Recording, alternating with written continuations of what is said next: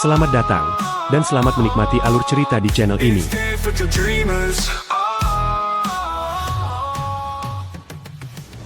Buat kalian yang baru gabung atau belum nonton chapter awal, kalian bisa langsung klik tombol di pojok kanan atas layar ini. Oke, selamat menikmati. Seketika sistem muncul dan memberikan informasi mengenai benda tersebut.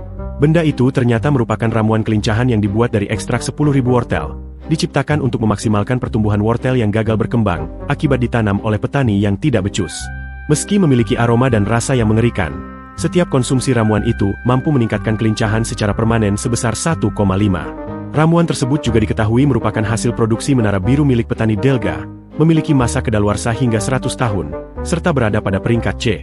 Melihat benda beraroma menyengat di tangannya, Sejun tidak bisa menyembunyikan keraguannya. Ia mulai bertanya-tanya apakah benda menjijikan itu benar-benar mengandung ramuan kelincahan, seperti yang dikatakan sistem. Di saat yang sama, Theo yang sebelumnya berdiri di atas pundaknya langsung melompat menjauh. Aroma mengerikan dari benda itu begitu menusuk, hingga membuatnya tidak tahan. Reaksi serupa juga terlihat dari Papa Kelinci dan anak beruang. Keduanya tampak terkejut sekaligus kebingungan, karena sepanjang hidup mereka belum pernah mencium bau seburuk itu. Kebingungan Sejun semakin bertambah. Ia pun mempertanyakan alasan Mama Beruang memberikannya benda tersebut. Namun, alih-alih menjelaskan, Mama Beruang justru melangkah pergi begitu saja. Ia hanya menyampaikan bahwa dirinya memiliki urusan penting yang harus segera dihadiri. Dengan tatapan penuh heran, Sejun mulai menilai bahwa benda itu lebih pantas dianggap sebagai hukuman daripada hadiah. Sementara itu, Theo yang terus terganggu oleh aroma tidak sedap dari benda tersebut, terlihat menutup hidungnya rapat-rapat. Anak beruang yang juga tidak tahan dengan bau busuk itu kemudian memanggil Sejun, dan mengungkapkan bahwa sebelumnya Mama Beruang sempat meminta Sejun untuk segera memakannya, dan menyingkirkannya secepat mungkin. Mendengar hal itu, Sejun hanya bisa meringis ragu. Jangankan memakannya, aroma menusuk yang dipancarkan benda itu saja sudah cukup membuat seleranya menghilang. Namun dari belakang, Theo terus menyemangatinya. Menurutnya, seburuk apapun benda itu, manfaatnya cukup baik bagi tubuh Sejun. Pada akhirnya, Sejun tidak memiliki pilihan lain. Dengan tekad yang dipaksakan, ia memutuskan untuk segera memakan benda tersebut. Saat mulai mengunyah, Sejun berusaha keras menahan rasa tidak nyaman yang muncul. Ia terus memaksa dirinya untuk menelan benda itu sedikit demi sedikit, hingga akhirnya berhasil melewati tenggorokannya.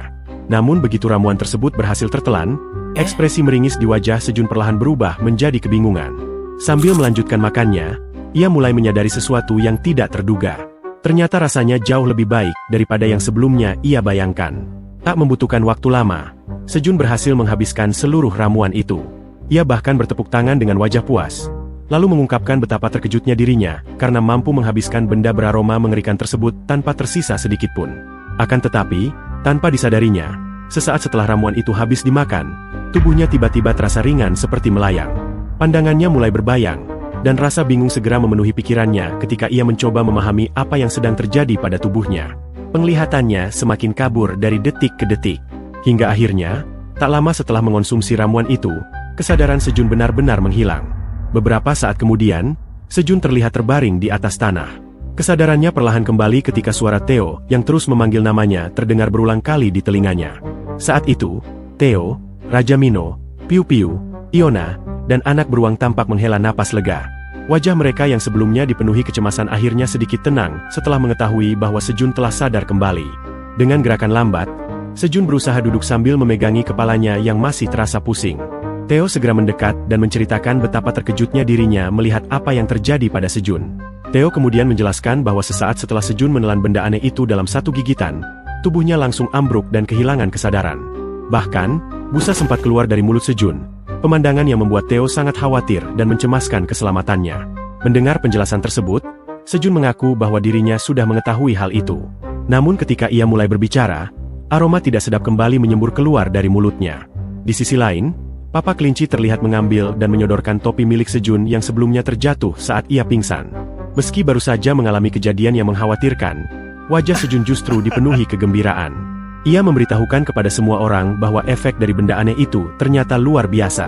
Perutnya terasa sangat nyaman, tubuhnya dipenuhi energi, dan staminanya seakan kembali terisi penuh.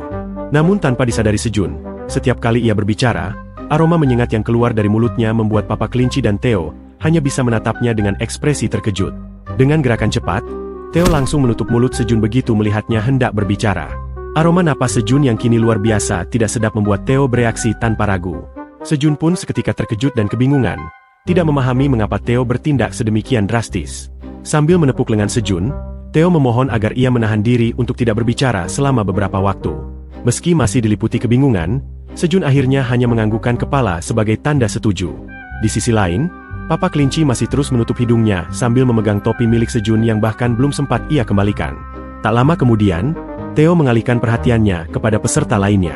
Ia mengingatkan bahwa kondisi Sejun saat ini masih belum sepenuhnya stabil, sementara babak berikutnya dari festival panen akan segera dimulai.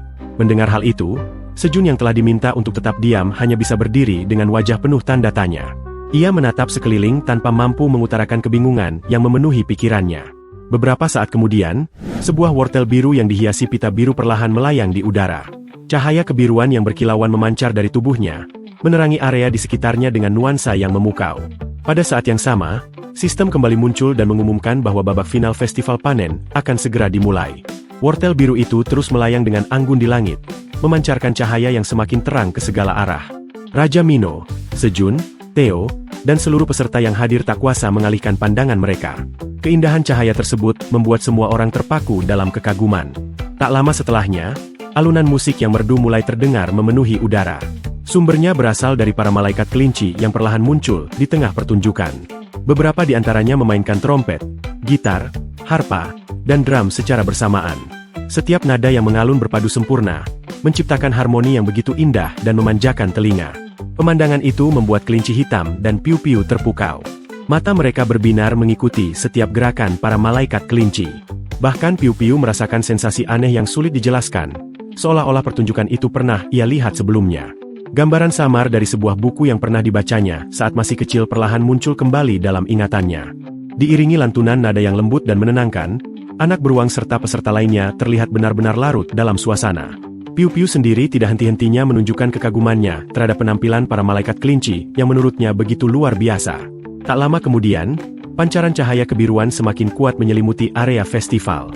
Kilauan yang memancar seolah memanjakan mata setiap penonton yang hadir. Piu-piu yang begitu terpesona membuat kelinci hitam di sampingnya diam-diam menatapnya dengan sorot mata yang dalam. Sementara itu, Sejun yang juga menyaksikan pertunjukan tersebut tampak begitu terpana, hingga tanpa sadar membuka mulutnya lebar-lebar. Melihat hal itu, Theo yang berada di pundaknya langsung tersentak kaget. Tanpa membuang waktu, Theo kembali menutup mulut Sejun dengan sigap.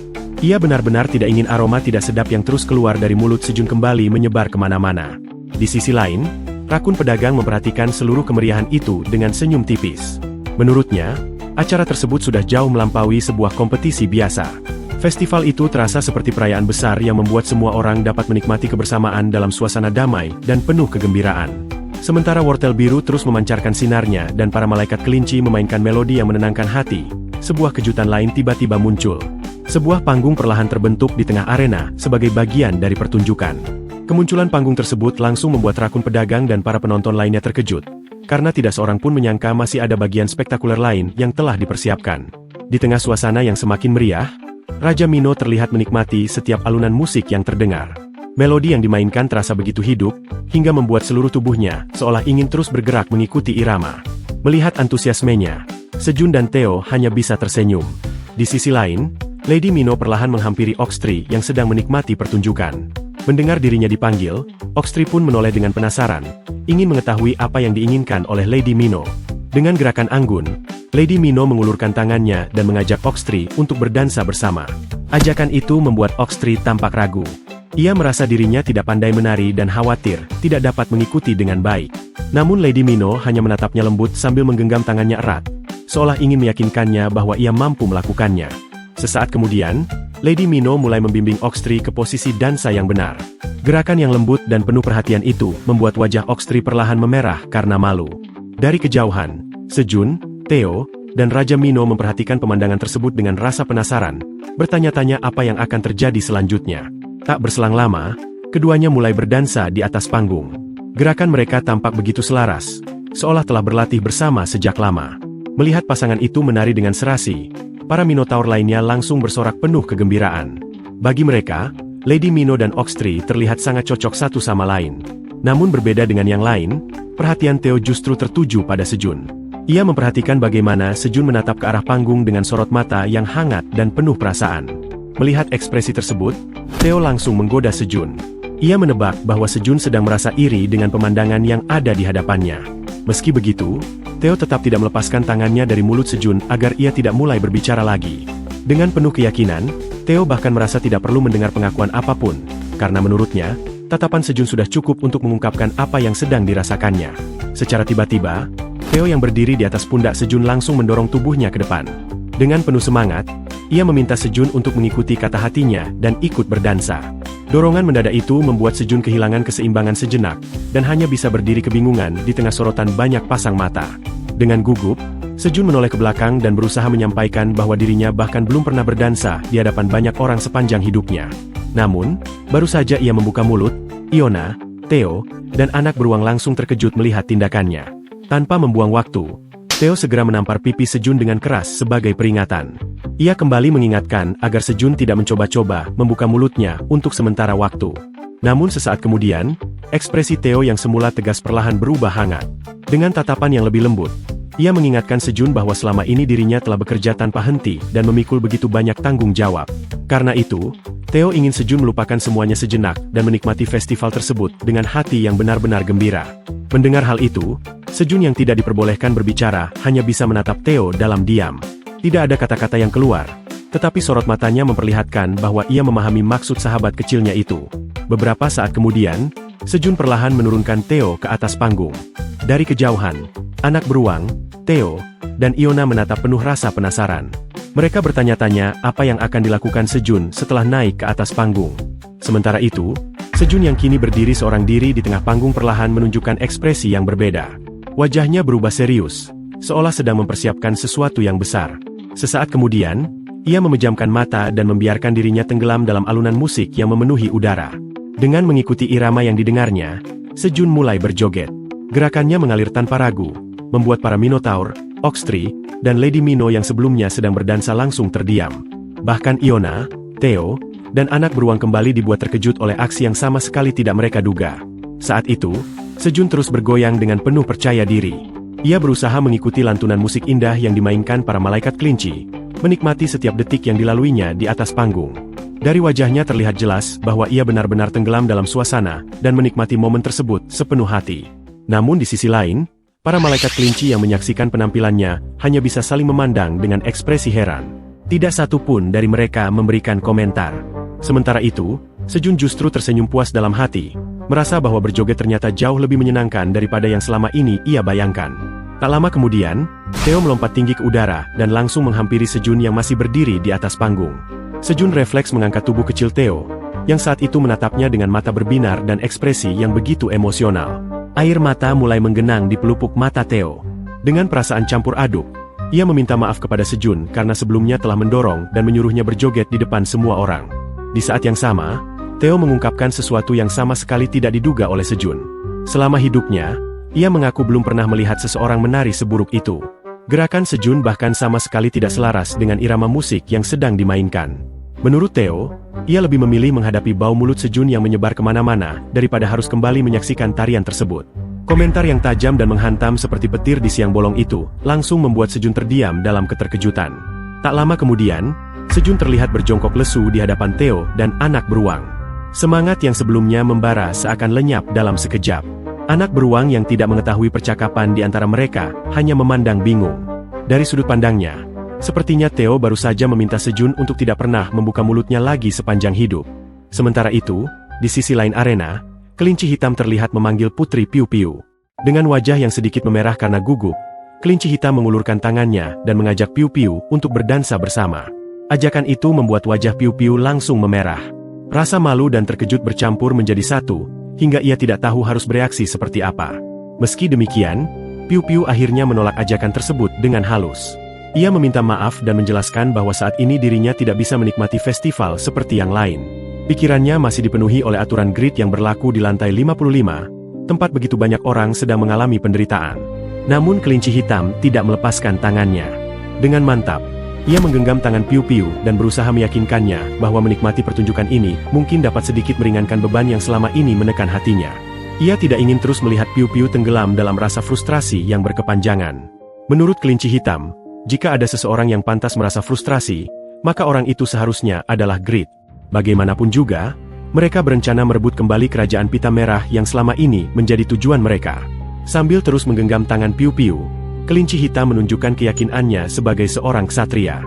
Ia berjanji akan terus berada di sisinya, dan melakukan apapun yang ia bisa agar Piu-Piu tetap tersenyum. Kata-kata itu membuat wajah Piu-Piu kembali memerah karena malu. Perhatian dan ketulusan yang ditunjukkan kelinci hitam perlahan menyentuh hati Piu-Piu. Air mata haru mulai mengalir dari sudut matanya. Namun untuk pertama kalinya setelah sekian lama, senyum hangat kembali menghiasi wajahnya. Di atas panggung, para Minotaur bersama Mama Kelinci dan Papa Kelinci yang sedang berdansa tiba-tiba mengalihkan pandangan mereka ke suatu arah. Ada sesuatu yang menarik perhatian mereka. Sesuatu yang membuat rasa penasaran perlahan muncul di tengah kemeriahan festival yang masih berlangsung. Di tengah kemeriahan festival, perhatian para Minotaur perlahan tertuju pada sepasang sosok yang tengah berdansa di area panggung. Saat itu, Piu-Piu terlihat menari bersama kelinci hitam. Bahkan salah satu malaikat kelinci yang memainkan harpa tampak secara khusus mengiringi tarian mereka dengan alunan nada yang lembut dan menenangkan. Usaha kelinci hitam akhirnya membuahkan hasil. Ajakan dan bujukannya untuk berdansa berhasil membuat Piu-Piu kembali menunjukkan senyumnya. Meski beban yang menghimpit pikirannya masih belum sepenuhnya hilang, setidaknya untuk sesaat ia mampu melupakan tekanan yang selama ini memenuhi hatinya.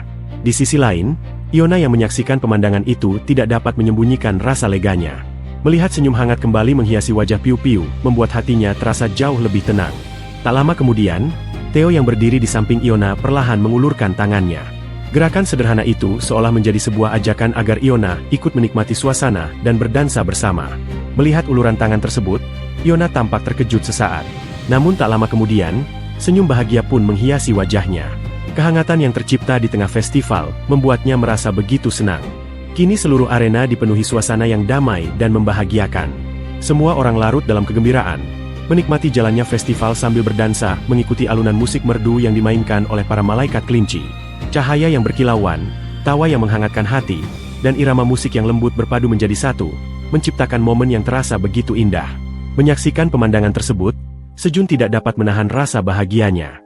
Untuk pertama kalinya setelah sekian lama, ia berharap waktu berjalan sedikit lebih lambat. Ia berharap momen penuh kehangatan itu tidak segera berakhir. Namun di balik kebahagiaan itu, ada satu hal yang masih mengganjal di dalam hatinya. Sejun merasa festival ini akan terasa jauh lebih sempurna apabila Aileen berada di sana bersama mereka.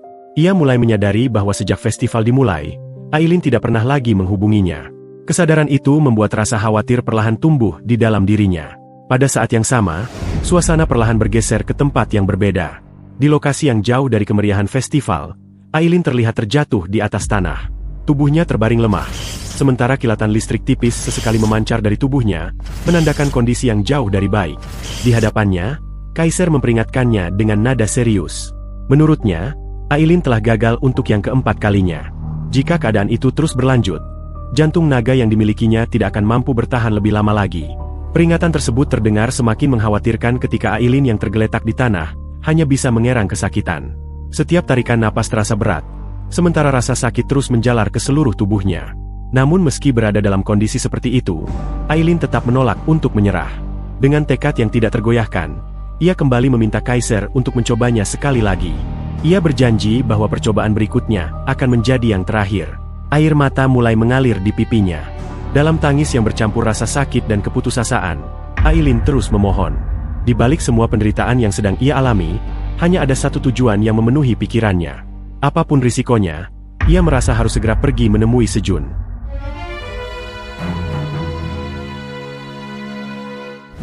Beberapa saat kemudian, langit terlihat begitu cerah dan menenangkan. Di atas arena festival, sebuah wortel yang dihiasi pita merah tampak melayang perlahan di udara, seolah menjadi simbol perayaan yang masih berlangsung dengan meriah. Di bawah cahaya yang hangat itu, Sejun terlihat sibuk menyiapkan hidangan. Dengan sebuah pisau di tangannya, ia memotong daun bawang secara perlahan dan presisi. Setiap gerakannya tampak terlatih, menunjukkan pengalaman yang telah ia kumpulkan selama ini. Melihat hal tersebut, Theo tidak bisa menyembunyikan kekagumannya. Menurutnya, kemampuan Sejun dalam menggunakan pisau benar-benar meningkat pesat. Namun Sejun sendiri tidak merasa hal itu aneh. Baginya, peningkatan tersebut adalah hasil dari rutinitas memasak yang selama ini ia lakukan untuk teman-temannya. Rasa penasaran pun mulai muncul dalam diri Theo. Ia memperhatikan setiap persiapan yang dilakukan Sejun, dan merasa ada sesuatu yang berbeda kali ini. Semua bahan tampak dipersiapkan dengan lebih hati-hati dibanding biasanya. Menyadari perhatian semua orang tertuju kepadanya, Sejun menjelaskan bahwa festival panen sudah hampir mencapai penghujungnya. Karena itulah, ia ingin menyiapkan sesuatu yang sedikit lebih istimewa untuk merayakan momen tersebut. Mendengar hal itu, rakun pedagang langsung menunjukkan ketertarikannya. Sementara anak beruang yang semakin penasaran segera menghampiri Sejun, merasa yakin bahwa kali ini Sejun sedang menyiapkan hidangan spesial. Tak lama kemudian, Sejun membuka tutup sebuah wajan. Seketika aroma sedap yang menggugah selera menyebar ke udara dan memenuhi area di sekitarnya. Anak beruang yang sudah tidak sabar langsung menunjukkan antusiasmenya. Dari aroma yang tercium saja, ia merasa hidangan kali ini pasti sangat lezat. Setelah itu, Sejun menitipkan sesuatu kepada kelinci sabit dan rekannya, meminta mereka untuk menjaga benda tersebut dengan baik. Ternyata, benda yang diserahkan Sejun adalah sebuah wadah berisi kue beras yang masih hangat dan kenyal. Seekor kelinci segera mengeluarkannya dan bersiap melakukan sesuatu. Sesaat kemudian, kelinci itu melemparkan kue beras itu tinggi ke udara. Pada saat yang sama, kelinci sabit langsung melompat dengan lincah sambil membawa 2 pisau lengkung di kedua lengannya. Untuk sesaat, kelinci sabit memejamkan matanya. Wajahnya terlihat penuh keyakinan, seolah seluruh gerakan berikutnya telah tergambar jelas dalam benaknya. Dalam sekejap, kedua lengannya bergerak cepat. Pisau-pisau lengkung itu berkilat di udara sebelum akhirnya membelah kue beras dengan kecepatan luar biasa. Aksi tersebut berlangsung begitu mulus. Kelinci sabit terus memotong setiap kue beras yang dilemparkan oleh rekan kelincinya dari bawah, menciptakan kolaborasi yang terlihat seperti sebuah pertunjukan yang telah mereka latih berkali-kali. Sesaat setelah seluruh kue beras berhasil dipotong, salah satu kelinci putih telah bersiap dengan 2 piring di tangannya. Dengan cekatan, ia mengumpulkan setiap potongan kue beras yang berjatuhan. Pemandangan itu membuat Theo dan anak beruang bersorak penuh semangat. Tak lama kemudian, kelinci itu menyerahkan piring berisi potongan kue beras tersebut kepada Sejun. Saat itu, Sejun tengah mengaduk sup berwarna merah muda di dalam sebuah kuali besar yang mengepulkan aroma menggoda. Sejun pun menunjukkan rasa terima kasihnya kepada papa kelinci yang telah membantu persiapannya. Sementara itu, rakun pedagang terus mengamati dengan rasa penasaran yang semakin besar, mencoba menebak hidangan apa yang sedang dibuat Sejun. Begitu menerima potongan kue beras itu, Sejun langsung memasukkannya ke dalam kuali. Tindakan tersebut sontak membuat rakun pedagang terkejut. Mereka tidak mengerti mengapa kue beras justru direbus di dalam sup. Melihat reaksi tersebut, Sejun menyilangkan kedua lengannya dengan bangga, menikmati rasa penasaran yang kini memenuhi wajah semua orang. Kemudian, ia menjelaskan bahwa hidangan yang sedang dimasaknya adalah sup kue beras. Dari dalam kuali, asap tipis mulai mengepul perlahan, menandakan bahwa hidangan lezat itu telah mendekati tahap akhir dan siap untuk disantap. Pada saat yang sama, sistem muncul dan menampilkan informasi mengenai resep sup kue beras ungu buatan Sejun. Resep tersebut menjelaskan bahwa proses memasaknya dimulai dengan merebus daging belalang ungu pada suhu tinggi, kemudian menambahkan daun bawang agar seluruh nutrisi dari kedua bahan dapat terserap sempurna ke dalam daging. Menurut keterangan sistem, daun bawang juga berfungsi menetralisasi racun ekstrim yang terkandung di dalam daging belalang ungu, sehingga hidangan tersebut menjadi lebih aman dan tidak mudah rusak. Sistem turut menjelaskan bahwa makanan itu mampu membuat seseorang kenyang selama 1 jam. Resep tersebut tercatat atas nama Sejun sebagai koki, dengan peringkat D. Setelah masakannya benar-benar matang, Sejun menatap hasil karyanya dengan bangga. Menurut perhitungannya, saat itu bertepatan dengan perayaan Tahun Baru Imlek. Ia mengetahui bahwa di dunia luar, banyak orang memiliki tradisi merebus dan menikmati sup kue beras saat perayaan tersebut. Mendengar penjelasan itu, Theo dan anak beruang semakin tidak sabar untuk segera mencicipi hidangan yang telah selesai dimasak. Di bawah wortel berpita merah yang masih melayang di udara, Sejun kemudian mengajak semua orang untuk berkumpul dan menikmati sup kue beras bersama-sama. Karena mereka kini memiliki kue beras yang cukup untuk dibagikan, ia berharap seluruh peserta dapat menyantap hidangan tersebut sambil menikmati sisa festival panen dengan penuh kebahagiaan. Ajakan itu langsung disambut dengan antusias. Raja Mino, Papa Kelinci, Mama Kelinci, dan semua yang hadir tampak tidak sabar untuk segera menikmati hidangan hangat yang telah dipersiapkan Sejun dengan sepenuh hati. Di tengah suasana festival yang hangat dan penuh kebersamaan, sistem kembali muncul dan mengumumkan sebuah pencapaian baru. Sejun dinyatakan berhasil menciptakan sup kue beras untuk pertama kalinya di menara. Resep tersebut resmi terdaftar pada level 4, sementara kemampuan memasak Sejun juga mengalami peningkatan yang signifikan dan berhasil mencapai level 4. Tak lama kemudian, Sejun mulai membagikan semangkuk sup kue beras hangat buatannya kepada Raja Mino, para pedagang rakun, dan kelinci hitam. Sementara itu, Theo berdiri di dekatnya dengan penuh antisipasi, menunggu gilirannya untuk menikmati hidangan tersebut. Di sisi lain, Mama Kelinci tampak begitu menikmati setiap suapan yang masuk ke mulutnya. Rasa lezat dari sup itu benar-benar membuatnya terkesan. Melihat reaksinya, Anak-anak mama kelinci semakin tidak sabar untuk mencicipi hidangan yang sama. Bahkan anak beruang yang sudah tidak mampu menahan rasa penasarannya, langsung menenggak sup itu dari mangkuknya tanpa menunggu lebih lama. Pemandangan itu membuat hati Sejun terasa hangat. Melihat semua orang menikmati hasil masakannya, menghadirkan kebahagiaan yang sulit dijelaskan. Untuk sesaat, suasana tersebut mengingatkannya pada momen liburan bersama keluarga, ketika semua orang berkumpul, berbagi makanan, dan menikmati kebersamaan tanpa beban. Di antara para penikmat hidangan, pedagang rakun terlihat sangat puas dengan cita rasa yang disajikan Sejun. Menurutnya, makanan itu benar-benar luar biasa lezat. Bahkan para pedagang rakun lainnya turut menyampaikan rasa terima kasih, karena wortel yang digunakan sebagai pelengkap hidangan ternyata memiliki efek peningkatan kelincahan yang sangat bermanfaat. Mendengar pujian yang terus berdatangan, mata Theo perlahan berbinar. Sebuah ide tiba-tiba muncul di kepalanya. Dengan penuh rasa ingin tahu, ia mulai memastikan apakah para pedagang rakun benar-benar menyukai masakan Sejun. Setelah mendapatkan jawaban yang diharapkannya, Theo segera melanjutkan pembicaraan. Ia menyampaikan bahwa jika mereka benar-benar menginginkannya, maka sup kue beras tersebut beserta beberapa bahan yang dibutuhkan untuk membuatnya bisa saja dijual. Ucapan itu langsung disambut dengan antusias oleh para pedagang rakun. Mereka tampak gembira dan tanpa ragu menyatakan minat mereka untuk membeli hidangan tersebut. Melihat reaksi itu, Theo semakin bersemangat dan mulai menanyakan harga yang ingin mereka tawarkan. Tak lama kemudian, salah satu pedagang rakun mengajukan penawaran sebesar 3 koin menara untuk setiap porsi sup kue beras. Namun alih-alih merasa senang, Theo justru tampak kecewa. Nilai itu jauh lebih rendah dari yang ia bayangkan sebelumnya. Sambil menggerakkan jari telunjuknya dengan penuh keyakinan, Theo mencoba meyakinkan mereka bahwa hidangan selezat itu tidak akan bisa ditemukan di tempat lain manapun.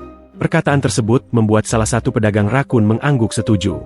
Di sisi lain, Piu-Piu dan kelinci hitam tampak menikmati hidangan mereka dengan santai, sama sekali tidak terlibat dalam negosiasi yang sedang berlangsung. Sementara itu, Sejun yang tidak mengetahui arah pembicaraan mereka, hanya bisa memperhatikan dengan wajah kebingungan. Dengan ekspresi heran, Sejun mulai bertanya-tanya apa sebenarnya yang sedang dilakukan Theo. Sementara itu, setelah merasa berhasil memengaruhi para pedagang rakun, Theo berdiri dengan kedua tangan bersilang di dada dan ekspresi penuh percaya diri. Beberapa saat kemudian, para pedagang rakun kembali mengajukan penawaran baru. Kali ini mereka menawarkan 5 koin menara per porsi dan bahkan bersedia membeli 100 porsi sekaligus. Penawaran tersebut langsung membuat semangat Theo melambung tinggi. Baginya, kesepakatan itu terdengar sangat menjanjikan dan layak untuk segera disetujui. Namun tepat ketika Theo hampir menerima tawaran tersebut, Sejun tiba-tiba datang dan menghentikannya. Dengan tenang, ia meminta Theo untuk memperhatikan apa yang sedang terjadi. Theo hanya bisa menatapnya dengan bingung, tidak memahami apa yang sebenarnya ingin dilakukan Sejun. Reaksi itu juga dirasakan oleh para pedagang rakun. Mereka mulai penasaran dan menanyakan apa yang ingin disampaikan Sejun. Dengan wajah serius, Sejun kemudian menyampaikan permohonan maafnya. Ia menjelaskan bahwa dirinya sebenarnya tidak berniat menjual sup kue beras tersebut. Ia lalu menerangkan alasan di balik keputusannya.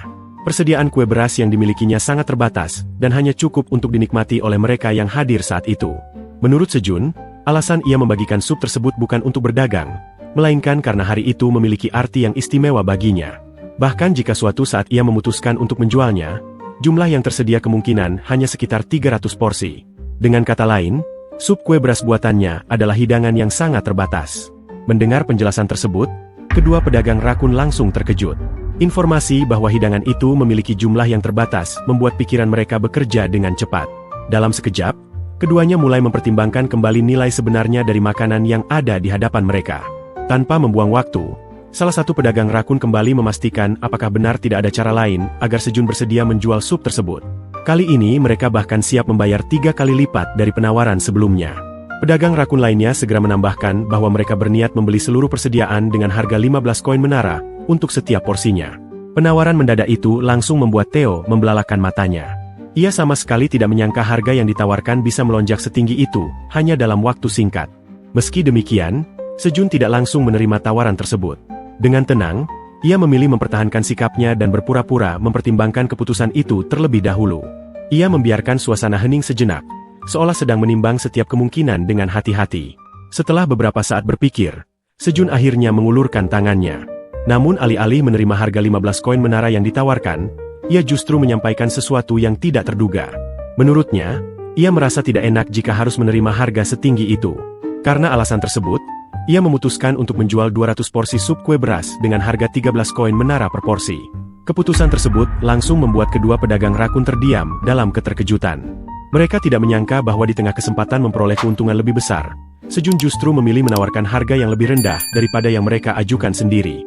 Kemudian Sejun menambahkan bahwa apabila mereka kembali bertransaksi di lain waktu, ia berharap para pedagang rakun itu juga bersedia memberikan sedikit kelonggaran. Mendengar hal tersebut, kedua pedagang rakun langsung menyetujuinya tanpa ragu. Theo yang sejak awal memperhatikan setiap langkah Sejun hanya bisa terperangah. Ia sama sekali tidak menyangka bahwa Sejun akan mengambil pendekatan seperti itu dalam sebuah negosiasi. Setelah kesepakatan tercapai, Sejun melanjutkan bahwa karena mereka kini telah mencapai kata sepakat, ia juga akan memberikan beberapa peningkatan kemampuan sebagai bonus tambahan. Mendengar itu, kedua pedagang rakun tampak sangat gembira. Wajah mereka dipenuhi kepuasan atas kerjasama yang baru saja terjalin. Tatapan Theo pun berbinar penuh kekaguman. Di matanya, Sejun benar-benar luar biasa dan sangat ahli dalam urusan bertransaksi. Namun dengan ekspresi penuh percaya diri, Sejun menganggap apa yang dilakukannya bukanlah sesuatu yang istimewa. Sayangnya, tepat di saat itu, suara sendawa yang sangat keras tiba-tiba memecah suasana. Mendengar suara tersebut, Sejun langsung terkejut dan menoleh mencari sumbernya. Di hadapannya, anak beruang terlihat terbaring santai di atas tanah. Di samping tubuhnya menumpuk beberapa mangkuk sup kosong, sementara perutnya membuncit karena kekenyangan. Dengan wajah yang begitu puas, ia menunjukkan bahwa dirinya sudah sangat kenyang. Pemandangan itu membuat Papa Kelinci dan Mama Kelinci terkejut. Bahkan Mama Kelinci segera menutupi mata anaknya, agar tidak menyaksikan tingkah tersebut. Melihat keadaan itu, Theo langsung bereaksi. Dengan kesal, ia mempertanyakan berapa banyak mangkuk yang telah dihabiskan anak beruang sejak tadi. Bagaimanapun juga, sup kue beras itu seharusnya dijual kepada pelanggan. Namun anak beruang yang sudah terlalu kenyang, hanya menoleh sekilas ke arah Theo, tanpa memberikan jawaban apapun. Kepanikan Theo membuat Sejun menghampirinya dan berbisik pelan. Ia mengungkapkan bahwa sebenarnya bahan-bahan untuk membuat sup kue beras masih sangat banyak. Bahkan, ia masih mampu membuat hingga 500 porsi lagi. Informasi itu membuat Theo terkejut. Ia teringat bahwa sebelumnya Sejun mengatakan kepada para pedagang rakun bahwa bahan mereka sudah hampir habis. Saat itulah Theo mulai bertanya-tanya, apakah hal tersebut juga merupakan bagian dari teknik penjualan yang digunakan Sejun. Di sisi lain, untuk memberi pelajaran kepada anak beruang yang melahap semua makanan dengan begitu rakus, Sejun tiba-tiba memasang ekspresi meyakinkan dan mulai menyampaikan sesuatu yang terdengar sangat mengkhawatirkan.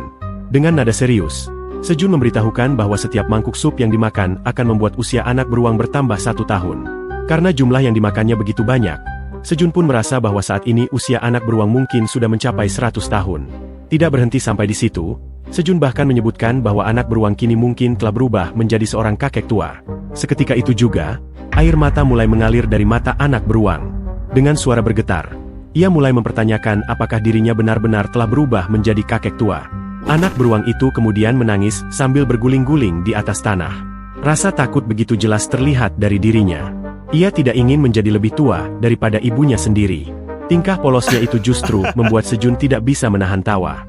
Pada akhirnya, Sejun mengungkapkan bahwa semua itu hanyalah sebuah candaan. Menyadari bahwa leluconnya sudah keterlaluan, Sejun segera meminta maaf. Untuk menenangkan anak beruang, ia pun menyodorkan kue beras dengan topping madu, makanan favorit yang sangat disukai anak beruang. Hasilnya langsung terlihat. Anak beruang yang sebelumnya menangis sejadi-jadinya segera melahap kue beras madu tersebut, dan kembali tertawa kecil. Melihat perubahan suasana hati yang begitu cepat, Theo, Piu-Piu, dan Iona hanya bisa tertawa sekaligus merasa heran dengan tingkah lucu anak beruang itu. Tak lama kemudian, dari kejauhan terlihat Elka datang bersama seekor serigala hitam. Ia segera memanggil Iona yang berada di sana. Mendengar panggilan itu, Iona tampak bingung dan mulai bertanya-tanya apakah sesuatu telah terjadi. Elka kemudian menyampaikan kabar penting. Ia memberitahukan bahwa Presiden Asosiasi Pedagang Keliling, Ibu Mason, telah memanggil seluruh kepala asosiasi secara mendesak. Bukan hanya itu, Elka juga mengungkapkan bahwa Ethos, yang merupakan wakil direktur Biro Inspeksi Rahasia, telah meninggal dunia.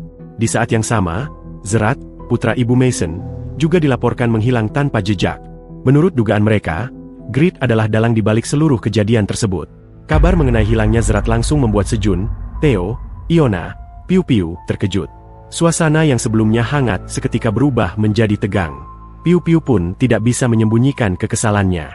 Baginya, sejak awal Grit selalu berhasil lolos dari jeratan hukum. Kelinci hitam kemudian menyampaikan bahwa mungkin inilah saat yang tepat untuk mengakhiri seluruh permasalahan yang berkaitan dengan Grit. Meski demikian, Sejun tetap mengingatkan semua orang agar tetap waspada. Ia bahkan mengatakan bahwa jika dirinya dapat berpindah dengan bebas ke lantai-lantai lain, ia juga ingin ikut membantu menyelesaikan masalah tersebut. Namun Piu Piu tidak mempermasalahkan keterbatasan itu. Ia justru berterima kasih kepada Sejun karena masih menunjukkan kepedulian terhadap mereka. Pada saat yang sama, Theo yang terlihat sangat kesal dengan ulah Grid menyatakan tekadnya untuk ikut bersama mereka. Dengan kesungguhan yang tidak terbantahkan, Theo menegaskan bahwa Zerat adalah seorang orang yang baik. Karena itu, apabila sesuatu yang buruk benar-benar terjadi padanya, Theo berjanji tidak akan tinggal diam dan akan datang untuk membantunya apapun yang terjadi. Tak lama kemudian, Elka, Theo, Iona, Piu Piu, Kelinci Hitam, serta 2 serigala lainnya segera bergegas pergi untuk menangani masalah tersebut.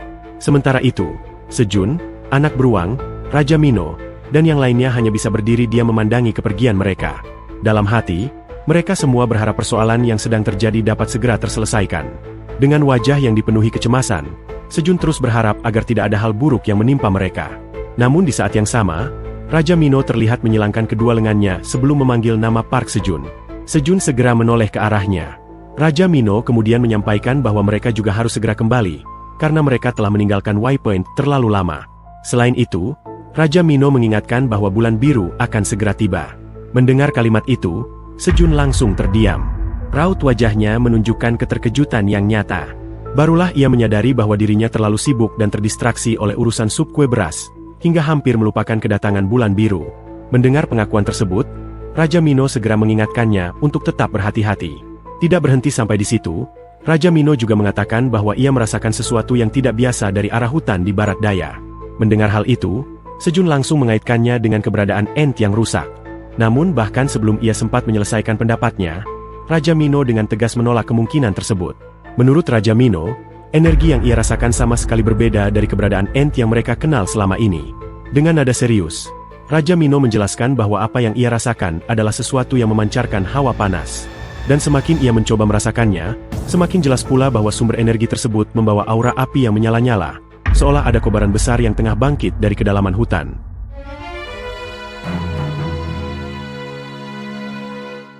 Beberapa saat kemudian, di sebuah tempat yang tenang dan jauh dari keramaian, Garon terlihat tertidur pulas. Tidurnya begitu nyenyak hingga gelembung besar terus mengembang dan mengempis dari hidungnya, mengikuti irama napas yang teratur. Tiba-tiba, gelembung besar itu pecah. Namun meski suara pecahannya cukup jelas, Garon sama sekali tidak terbangun. Ia tetap terlelap dengan damai, seolah tidak ada apapun yang terjadi. Tak lama kemudian, gelembung baru kembali terbentuk dari hidungnya, menandakan bahwa tidurnya masih sangat nyenyak. Di tengah lelapnya tidur tersebut, sebuah tangan perlahan mendekat ke arahnya.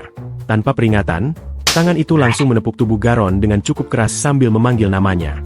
Tepukan mendadak itu membuat Garon terkejut setengah mati. Tubuhnya langsung tersentak dan ia terbangun dalam keadaan panik. Sosok yang membangunkannya ternyata adalah Sejun. Begitu melihat siapa yang berada di hadapannya, Sejun langsung menanyakan apakah Garon tidur dengan nyenyak. Sementara itu, Garon yang baru saja terbangun masih terlihat kebingungan dan panik. Ia segera memanggil Sejun dengan sebutan naga hitam sambil berusaha memahami situasi yang sedang terjadi. Namun tak lama kemudian, perhatian Garon tertuju pada sesuatu yang janggal. Ia menyadari bahwa Sejun datang seorang diri. Karena itulah, Garon segera menanyakan keberadaan Theo. Mendengar pertanyaan tersebut, Sejun menjelaskan bahwa Theo telah pergi ke lantai lain saat Garon masih tertidur. Penjelasan itu langsung membuat Garon terkejut. Ia sama sekali tidak menduga bahwa Theo telah pergi tanpa sepengetahuannya. Kepanikan pun mulai terlihat di wajahnya. Menurut Garon, keadaan itu bukanlah pertanda yang baik. Namun sebelum kekhawatirannya berkembang lebih jauh, Sejun segera mengalihkan pembicaraan dan menyampaikan bahwa dirinya memiliki sebuah permintaan yang ingin ia sampaikan. Garon menatap Sejun dengan penuh kebingungan. Meski begitu, ia tetap menyatakan bahwa apabila permintaan tersebut datang dari Sejun, maka dirinya akan berusaha melakukannya tanpa banyak pertimbangan. Mendengar jawaban itu, Sejun langsung menjelaskan tujuan kedatangannya. Menurutnya, mereka harus mulai mempersiapkan diri menghadapi bulan biru yang akan segera tiba. Sementara itu, suasana kembali bergeser ke peternakan. Festival panen akhirnya berakhir dengan damai. Kemeriahan yang sebelumnya memenuhi area perayaan kini perlahan mereda, menyisakan suasana yang lebih tenang. Saat itu, Sejun terlihat melambaikan tangannya kepada para Minotaur yang kembali bertugas menjaga Waypoint. Di sisi lain, para pedagang rakun juga mulai meninggalkan tempat itu dan kembali menuju Menara Emas. Perayaan telah usai, dan kini, bulan biru tinggal menunggu waktu untuk datang. Di dalam hati, Sejun tidak bisa mengabaikan satu kenyataan. Hingga saat ini, Aileen, Anton, dan Kaiser telah banyak membantu mereka bertahan hidup dan melewati berbagai kesulitan. Namun ada sesuatu yang terus mengganggu pikirannya. Sejak festival panen dimulai, Aileen tidak pernah lagi menghubunginya. Bukan hanya itu, beberapa patung air mancur milik Kaiser juga tiba-tiba menghilang tanpa jejak. Keanehan-keanehan tersebut membuat rasa khawatir dalam diri Sejun semakin sulit diabaikan. Mendengar kegelisahan itu, Garon kemudian menjelaskan bahwa dirinya telah melewati masa bulan biru beberapa kali selama berada di menara. Karena itulah, ia merasa penasaran dan bertanya apakah benar ada masalah yang sedang terjadi. Sejun pun mulai menjelaskan situasi yang membuatnya cemas. Menurutnya, ent rusak yang menghuni hutan barat di lantai 99 terus menyerang para petani. Yang lebih buruk lagi, makhluk-makhluk tersebut sama sekali tidak bisa diajak berkomunikasi. Memang benar bahwa Mama Beruang, sebagai penguasa hutan barat, masih mampu menahan mereka sampai batas tertentu. Namun Sejun yakin bahwa para ent rusak itu akan kembali bergerak dan melancarkan serangan begitu bulan biru dimulai. Wajah Sejun terlihat semakin serius ketika membahas hal tersebut. Ia juga mengungkapkan bahwa perkataan Raja Mino sebelumnya terus terngiang di pikirannya. Raja Mino telah merasakan sesuatu yang aneh dari arah hutan barat daya, sesuatu yang bahkan tidak menyerupai energi ent yang mereka kenal selama ini. Hal itulah yang membuat Sejun semakin khawatir. Selain itu, anggota kelompok petani menara yang dikenal sebagai Baek Sokun juga sedang tidak berada di dekatnya. Theo, Iona, Kelinci Hitam, dan Piu Piu telah ditugaskan untuk menjaga satu sama lain dan bertarung bersama apabila keadaan menjadi berbahaya. Namun saat ini, keempat orang tersebut berada jauh darinya. Karena itulah, Sejun perlahan mengulurkan tangannya ke arah Garon. Dengan penuh kesungguhan, ia menyampaikan bahwa dirinya ingin memberikan posisi penjaga terakhir kepada Garon. Bagaimanapun juga, menurut Sejun, Garon adalah sosok terkuat di antara mereka semua. Mendengar pujian itu, mata Garon langsung berbinar terang. Ia bahkan tampak tidak percaya dengan apa yang baru saja didengarnya, seolah ingin memastikan bahwa dirinya benar-benar dianggap sebagai yang terkuat. Melihat reaksinya, Sejun kembali menegaskan keyakinannya dan meminta Garon untuk bertarung bersama mereka demi menghadapi ancaman yang akan datang. Permintaan itu membuat Garon terdiam. Untuk sesaat, ia kehilangan kata-kata. Tidak ada jawaban yang langsung keluar dari mulutnya. Hanya keheningan yang menggantung di antara mereka. Kemudian, cahaya hijau yang menyilaukan perlahan mulai menyelimuti tubuh Garon. Aura tersebut semakin terang dari detik ke detik, hingga akhirnya seluruh tubuhnya diselimuti kilauan hijau yang kuat. Sesaat kemudian, tubuh Garon mulai membesar. Dengan sosok yang kini jauh lebih gagah dan mengesankan, ia berdiri tegak di hadapan Sejun. Demi melindungi apa yang mereka miliki, demi Rawanavia yang telah menjadi rumah mereka, dan demi kata permata yang berharga, Garon menunjukkan bahwa dirinya siap bertarung bersama mereka menghadapi apapun yang akan datang. Sambil mengangkat kedua tangannya tinggi ke udara, ia menunjukkan keyakinan penuh bahwa dirinya akan merebut kembali apa yang telah hilang dan memastikan kemenangan berada di pihak mereka. Menatap sosok Garon yang menjulang tinggi di hadapannya, Sejun merasa perkataan itu terdengar begitu meyakinkan. Namun di sisi lain, Flame yang berdiri tidak jauh dari mereka justru tampak diliputi kecemasan.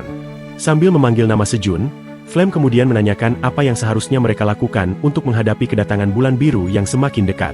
Dengan tatapan serius namun tetap tenang, Sejun berusaha menenangkan Flame. Menurutnya, mereka tidak perlu terlalu khawatir karena saat ini mereka memiliki Garon yang luar biasa kuat, ditambah lagi kemampuan pemurnian milik Flame yang sangat berharga. Namun Flame menggeleng pelan. Baginya, ada hal lain yang jauh lebih mengkhawatirkan. Ia mengaku bahwa akar-akarnya terasa seperti terbakar dan terus diliputi rasa sakit yang semakin memburuk dari waktu ke waktu. Pengakuan itu langsung membuat Sejun terkejut karena sama sekali tidak menduganya. Meski menahan rasa sakit tersebut, Flame tetap berusaha agar Sejun tidak terlalu mengkhawatirkannya. Ia kemudian mengungkapkan sesuatu yang baru saja dirasakannya dari bawah tanah. Menurut Flame, ada pergerakan yang sangat aneh di kedalaman bumi. Rasanya seperti ribuan, bahkan mungkin tak terhitung banyaknya makhluk yang bergerak secara bersamaan. Mendengar penjelasan itu, keterkejutan Sejun semakin bertambah. Kekhawatiran pun mulai memenuhi pikirannya. Jika ent rusak memang akan kembali muncul saat bulan biru tiba, maka kemungkinan besar mereka juga harus menghadapi ancaman dari monster-monster lain yang kini mulai bergerak. Di tengah suasana yang semakin menegangkan itu, Flame perlahan memancarkan aura biru muda yang lembut ke arah Sejun. Cahaya tersebut mengalir dengan tenang sebelum menyelimuti tubuhnya. Flame kemudian memberikan perlindungan terhadap api kepada Sejun, berharap perlindungan itu dapat membantunya menghadapi bahaya yang mungkin menanti di depan. Dengan penuh harap, Flame meminta Sejun agar tetap waspada dan berhati-hati dalam menghadapi apapun yang akan terjadi. Sesaat setelah menerima perlindungan tersebut, salah satu tangan Sejun mulai memancarkan cahaya biru yang samar. Pemandangan itu langsung menarik perhatian anak beruang yang berdiri di dekatnya. Dengan wajah bingung, ia bertanya-tanya apa yang sedang dilakukan Sejun. Namun sebelum sempat menjawab, Sejun lebih dulu menoleh ke belakang. Di sana, Mama Kelinci, ketiga anak mereka, serta Bat-Bat terlihat memandangnya dengan raut wajah penuh kecemasan. Melihat kekhawatiran yang terpancar dari wajah mereka, Sejun segera berusaha menyemangati semuanya. Ia mengingatkan bahwa mereka tidak bisa hanya berdiam diri dan menunggu ketika para monster berusaha menyerang pertanian mereka selama bulan biru berlangsung. Karena itulah, dengan ekspresi penuh kesungguhan, Sejun mengajak mereka semua untuk terlebih dahulu memeriksa hutan barat dan memastikan keadaan di sana.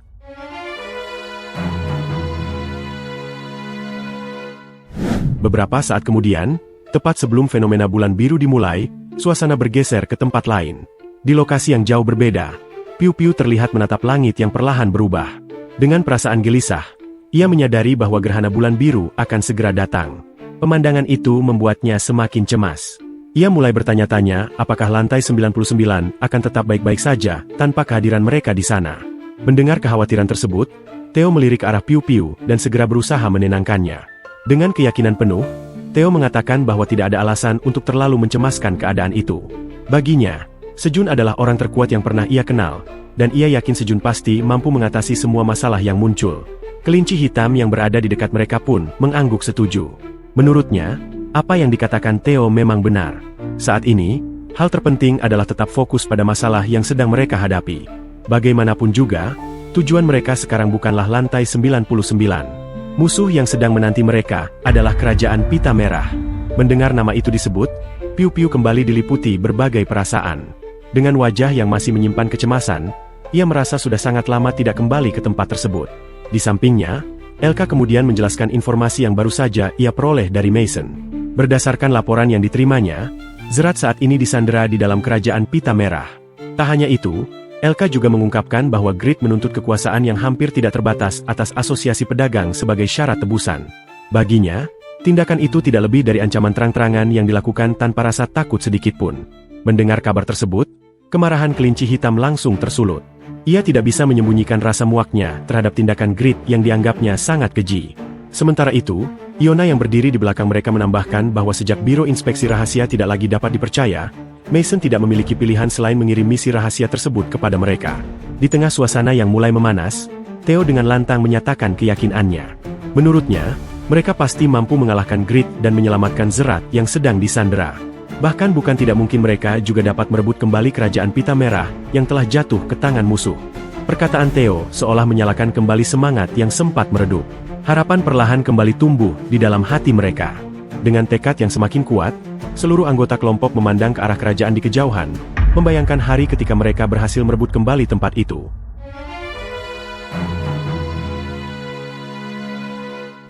Sementara itu, di lokasi lain, Sejun dan anak beruang terlihat berjalan bersama menyusuri suatu wilayah yang sepi. Di tangan anak beruang tergenggam sebuah tongkat pemukul, seakan sedang bersiap menghadapi apapun yang menunggu di balik datangnya bulan biru. Di hutan barat yang sunyi dan diselimuti suasana mencekam, anak beruang datang bersama Sejun dan Garon. Begitu tiba di tepi hutan, ia segera memanggil Mama Beruang, memberitahukan bahwa dirinya telah datang. Sesaat setelah panggilan itu menggema di antara pepohonan, Sejun terlihat sedikit gugup. Awalnya ia berniat datang untuk mengintai situasi secara diam-diam, namun kini ia merasa akan jauh lebih aman jika bisa bergerak bersama Mama Beruang yang selama ini selalu menjadi sosok yang dapat diandalkan. Belum sempat ketegangan itu mereda, tiba-tiba terdengar suara geraman keras dari dalam hutan barat yang gelap dan terasa begitu menyeramkan. Suara itu menggema di antara pepohonan, membuat Sejun, anak beruang, dan Garon langsung tersentak kaget. Dengan rasa khawatir yang mulai memenuhi pikirannya, anak beruang mencoba memanggil Mama Beruang sekali lagi, berharap geraman tersebut berasal darinya. Namun tanpa diduga, anak beruang mendadak berlari masuk ke dalam hutan. Dengan suara yang dipenuhi kecemasan, ia terus memanggil Mama Beruang sambil bergegas menembus kegelapan di hadapannya. Tindakannya yang begitu mendadak membuat Sejun dan Garon terkejut. Mereka sama sekali tidak menyangka anak beruang akan nekat berlari sendirian ke dalam hutan yang penuh bahaya. Melihat hal itu, Sejun segera bergerak. Ia langsung berlari mengejar anak beruang yang terus melesat ke dalam hutan barat yang suram dan menegangkan. Namun langkah Sejun mendadak terhenti. Di hadapannya terbentang pemandangan yang sama sekali tidak ia duga. Ternyata, di tengah hutan tersebut, Mama Beruang sedang berdiri menghadapi beberapa monster yang mengelilinginya. Melihat sosok-sosok itu dari kejauhan, Sejun sempat mengira bahwa makhluk yang berada di depan Mama Beruang adalah belalang merah. Akan tetapi, setelah memperhatikannya dengan lebih saksama, ia menyadari bahwa dugaannya salah. Makhluk yang sedang dihadapi Mama Beruang ternyata adalah sekumpulan semut raksasa berwarna merah menyala. Tak lama kemudian, cahaya terang mulai memancar dari kepala dan beberapa bagian tubuh para monster semut tersebut. Kilauan aneh itu membuat suasana di sekitar mereka terasa semakin tidak wajar. Lalu, tanpa peringatan, salah satu semut merah itu membuka rahangnya dan menyemburkan kobaran api langsung ke arah Mama Beruang. Serangan mendadak tersebut membuat Mama Beruang terkejut. Kobaran api menghantam tubuhnya secara langsung, hingga memaksanya mengerang kesakitan. Pemandangan itu membuat Sejun membelalakan mata. Ia tidak hanya terkejut melihat serangan tersebut, tetapi juga kebingungan. Dalam benaknya muncul pertanyaan besar mengenai bagaimana seekor semut bisa menghembuskan api. Seketika ia mulai menduga bahwa monster yang sedang mereka hadapi kemungkinan adalah semut api. Saat itu, kobaran api yang dimuntahkan para monster terus menyelimuti tubuh Mama Beruang. Meski berada dalam tekanan yang berat, ia tetap bertahan dan tidak mundur sedikit pun. Dari belakang, anak beruang yang menyaksikan semuanya langsung diliputi kecemasan. Tanpa berpikir panjang, ia berlari menuju Mama Beruang. Namun melihat putranya mendekat, Mama Beruang segera memperingatkannya agar tidak datang ke arahnya. Dengan suara tegas, ia meminta anak beruang untuk tetap menjauh karena tempat itu terlalu berbahaya. Pada saat yang sama, para semut merah kembali menyemburkan api secara bersamaan ke arahnya. Meski telah diperingatkan, tekad anak beruang tidak goyah sedikit pun. Perlahan ia mengambil ancang-ancang, menggenggam erat tongkat pemukul yang berada di tangannya. Tatapannya berubah serius. Di dalam hatinya hanya ada satu tujuan, yaitu membantu Mama Beruang yang sedang bertarung seorang diri. Detik berikutnya, anak beruang melompat tinggi ke udara. Aksi berani itu membuat Mama Beruang terkejut. Bahkan Sejun dan Garon yang menyaksikannya dari belakang pun tidak menduga bahwa anak beruang akan bertindak senekat itu demi melindungi ibunya. Tubuh kecilnya terus melesat semakin tinggi sebelum akhirnya mulai berputar di udara. Sesaat kemudian, ia menjatuhkan dirinya ke bawah dengan kecepatan penuh. Dengan seluruh kekuatan yang dimilikinya, anak beruang mengayunkan tongkat pemukul itu sekeras mungkin ke arah monster semut yang terus menyerang Mama Beruang tanpa henti. Hantaman yang dilepaskannya begitu kuat, hingga menyerupai meteor yang jatuh dari langit, dan menghantam tanah dengan kecepatan luar biasa. Guncangan dari serangan tersebut, bahkan membuat Mama Beruang yang berdiri tidak jauh dari para monster semut ikut terkejut. Sesaat kemudian, salah satu semut merah yang menerima hantaman langsung roboh seketika. Tubuhnya tergeletak di tanah sementara asap tipis mulai mengepul ke udara. Di tengah kepulan asap itu, anak beruang berdiri dengan tatapan penuh tekad. Dengan suara lantang dan penuh keberanian, ia menunjukkan bahwa dirinya akan melindungi Mama Beruang apapun yang terjadi. Keberanian yang ditunjukkan anak beruang saat itu begitu mengejutkan, hingga membuat Mama Beruang, Sejun, dan Garon hanya bisa terpaku. Untuk beberapa saat, mereka bahkan tidak mampu mengucapkan sepatah kata pun saat menyaksikan keberanian luar biasa yang lahir dari sosok kecil di hadapan mereka.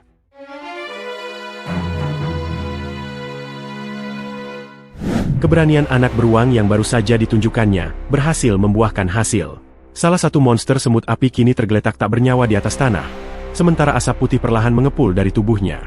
Di sisi lain, beberapa monster semut api yang masih tersisa tampak bertahan di posisi mereka, seolah sedang menilai situasi sebelum kembali bergerak. Makhluk-makhluk itu terlihat jauh lebih waspada dibanding sebelumnya.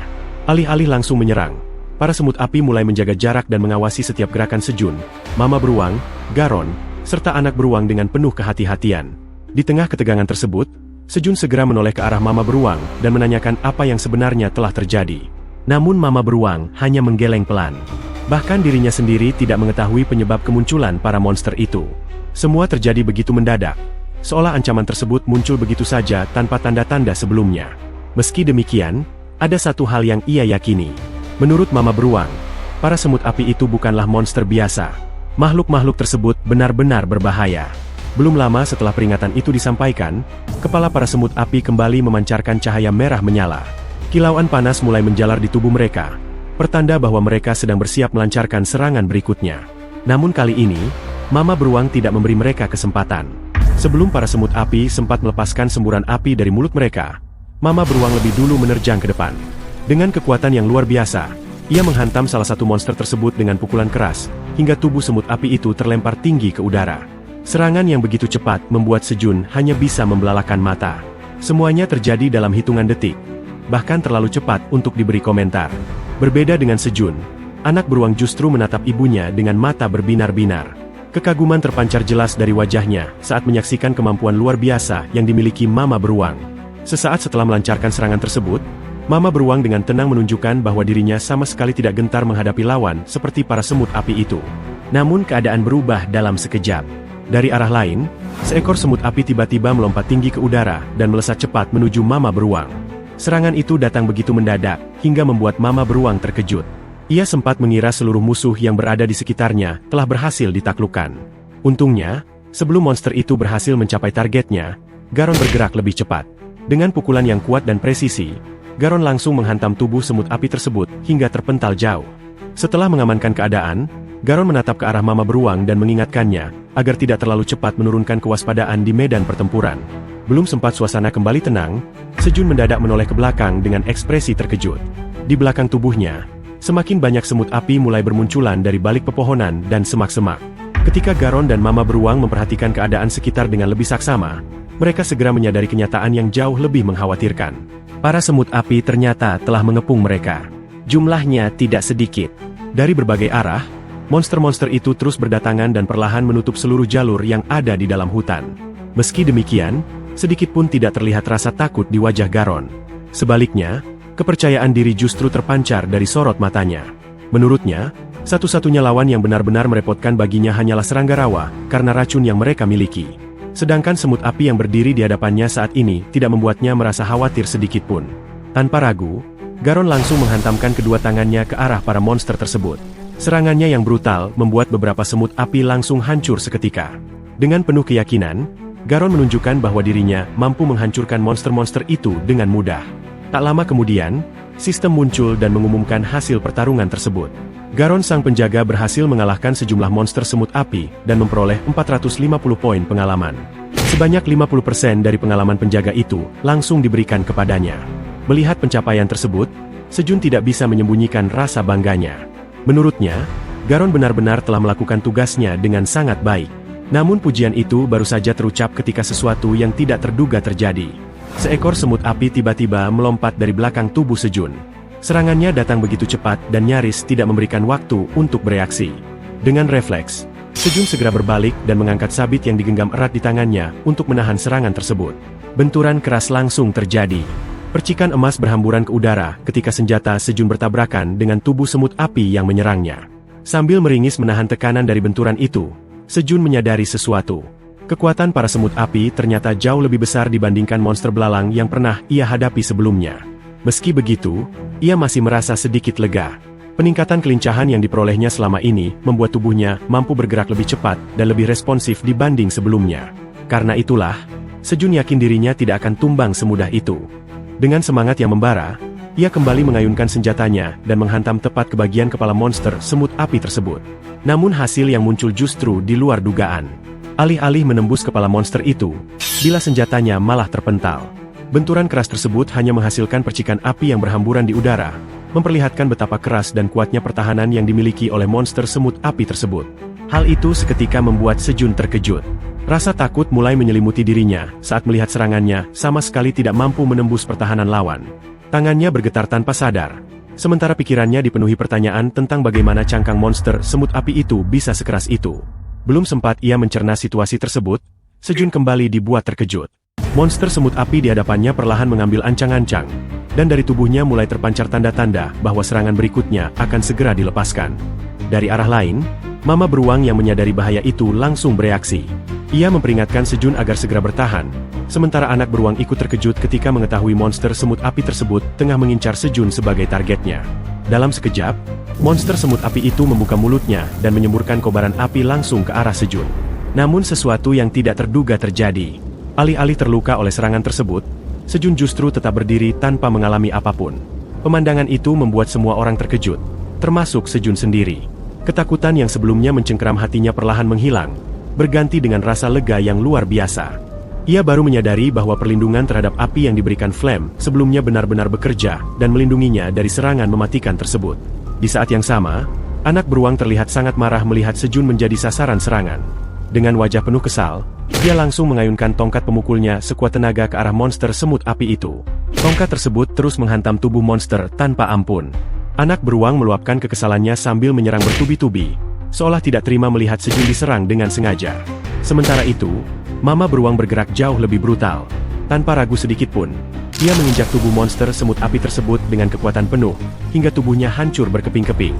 Setelah para monster semut api di sekitar mereka berhasil dikalahkan, Mama Beruang menilai bahwa ancaman pada tingkat seperti itu masih mampu ia tangani seorang diri. Mendengar hal tersebut dan melihat keadaan kembali aman, Sejun akhirnya mengembuskan napas panjang. Rasa tegang yang sejak tadi menumpuk perlahan menghilang ketika ia menyadari seluruh monster semut api di sekitar mereka telah ditaklukkan. Dengan penuh rasa syukur, Sejun melirik ke arah Mama Beruang dan menyampaikan terima kasihnya. Berkat bantuannya, mereka semua berhasil selamat dari situasi berbahaya tersebut. Di tengah suasana yang mulai tenang, anak beruang mengungkapkan rasa penasarannya. Ia ingin mengetahui dari mana sebenarnya para monster semut api itu berasal. Menurut Sejun, kemunculan monster semut api kali ini terasa berbeda dibandingkan dengan serangan monster belalang yang pernah mereka hadapi sebelumnya. Sejun kemudian menjelaskan bahwa para semut api hidup di dalam sarang yang mereka bangun jauh di bawah tanah. Karena itulah, satu-satunya cara untuk menghentikan ancaman mereka adalah dengan menemukan sarang tersebut dan menghancurkannya secepat mungkin.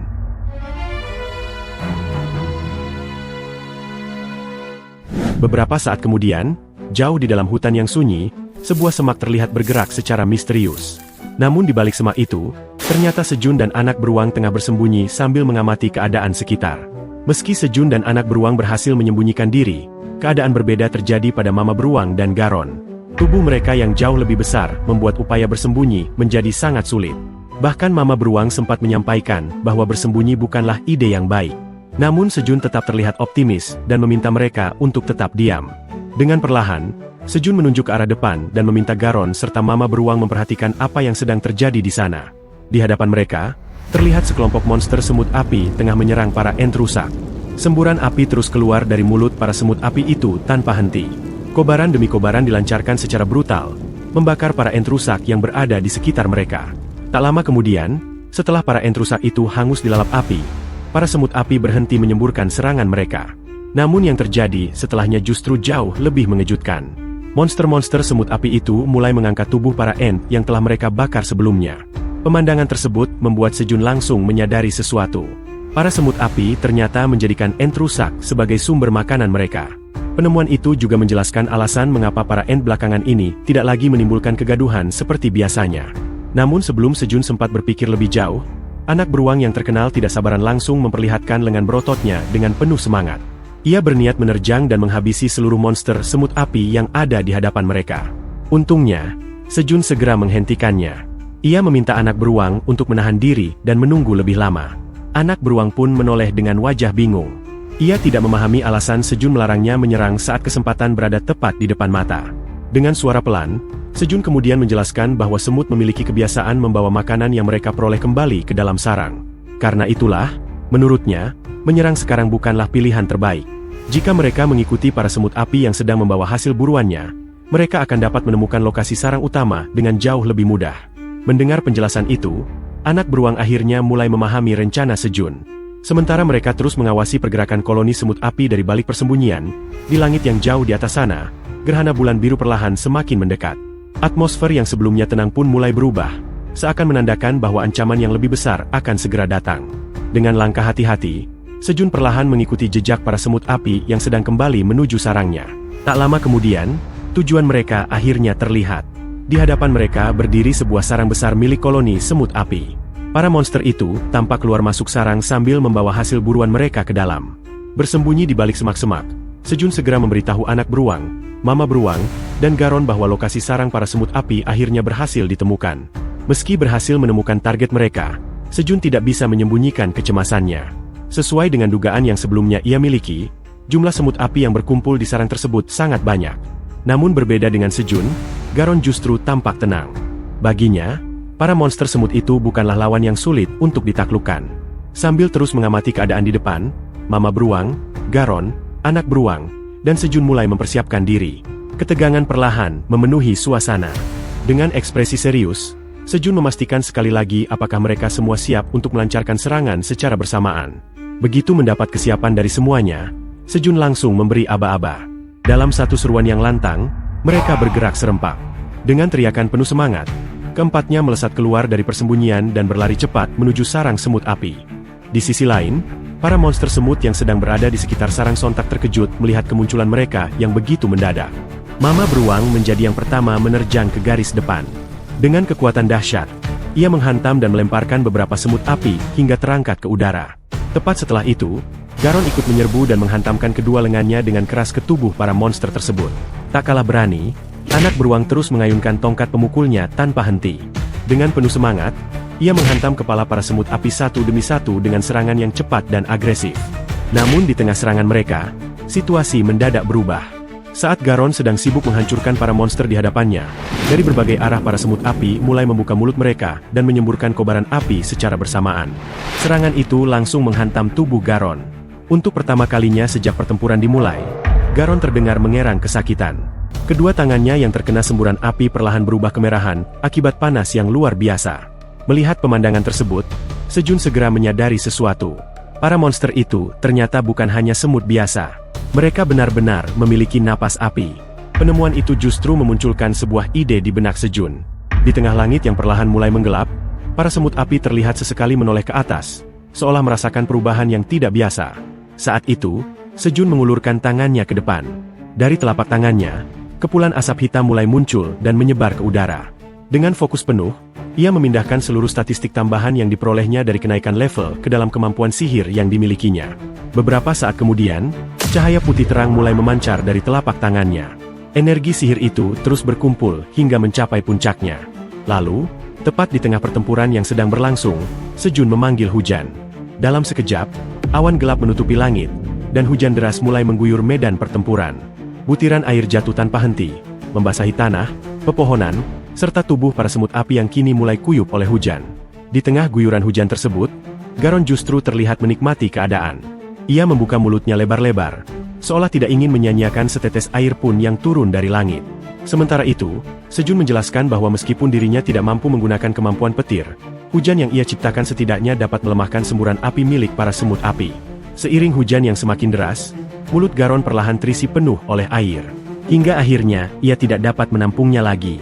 Dengan mata yang menyala penuh semangat, Garon langsung memuntahkan seluruh air yang telah dikumpulkannya. Air itu melesat dengan tekanan yang luar biasa. Garon seolah berubah menjadi meriam hidup. Semburan air bertekanan tinggi tersebut menghantam para semut api secara tiba-tiba dan membuat mereka tidak memiliki kesempatan untuk bereaksi. Dalam sekejap, barisan monster yang sebelumnya begitu agresif langsung porak-poranda. Tak lama kemudian, sistem kembali muncul. Sistem mengumumkan bahwa Garon sang penjaga berhasil mengalahkan para monster semut api. Sebagai hasilnya, Sejun memperoleh 600 poin pengalaman, sementara Garon mendapatkan 50% pengalaman penjaga yang menjadi bagiannya. Mendengar pemberitahuan itu, Sejun tidak dapat menyembunyikan rasa senangnya.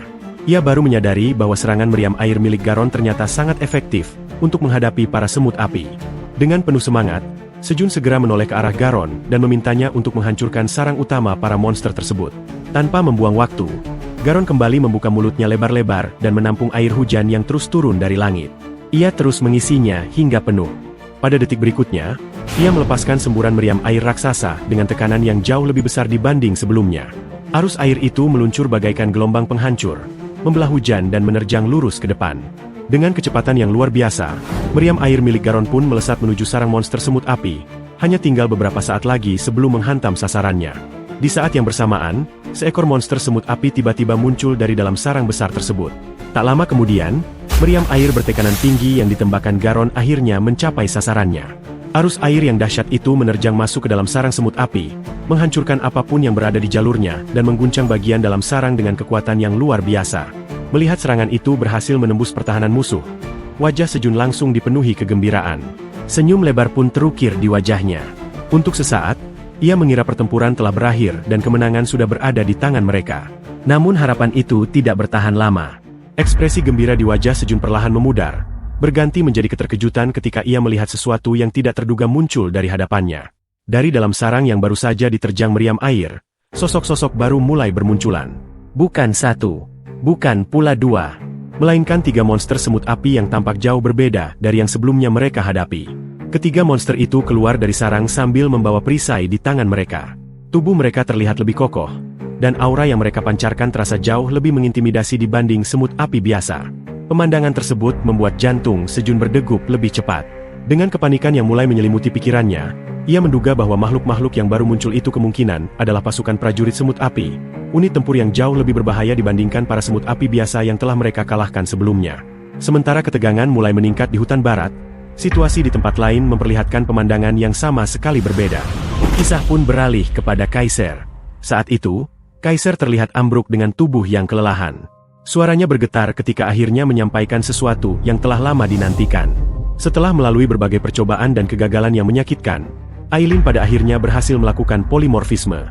Di hadapan Kaiser, cahaya biru yang menyilaukan memancar ke segala arah. Di tengah kilatan cahaya tersebut, sosok Aileen kini telah berubah. Ia tidak lagi sepenuhnya naga, namun juga bukan manusia biasa. Wujud barunya memadukan kedua bentuk itu secara sempurna, menghadirkan sosok yang memancarkan kekuatan sekaligus keanggunan dalam satu keberadaan. Setelah semua perjuangan yang telah dilalui, hanya ada satu hal yang memenuhi pikirannya. Tak lama lagi, ia akan bisa bertemu dengan Sejun.